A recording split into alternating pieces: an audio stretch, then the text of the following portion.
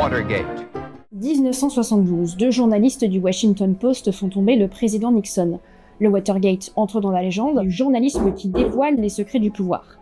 Mais une question se pose, peut-on dévoiler les secrets d'un président, surtout quand c'est ce dernier qui nous ouvre ses portes? Dans les années 1990, le réalisateur belge Hugues Lepage obtient un accès inédit à la vie de François Mitterrand et est autorisé à filmer son quotidien à l'Élysée pendant plusieurs mois. C'est en 2011 qu'il décide de se replonger dans plus de 250 heures de rush.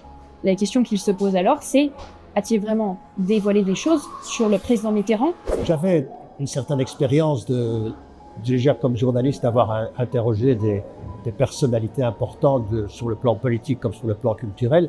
Et c'est vrai que Mitterrand, c'était un cas particulier, et c'est un personnage qui était dans une certaine solennité. Moi qui suis belge, je connais le protocole de la monarchie en Belgique.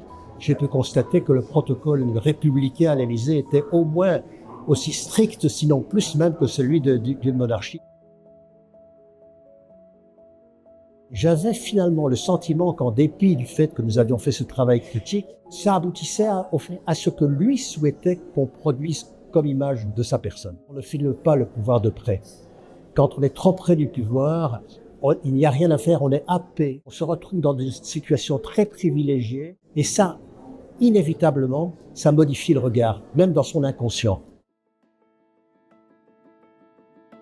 La bataille que doivent mener les journalistes, les réalisateurs qui s'attaquent à ce type de questions, c'est de se blinder véritablement de façon à avoir cette indispensable distance sans laquelle on ne peut rien faire, sinon à faire des films hagiographiques.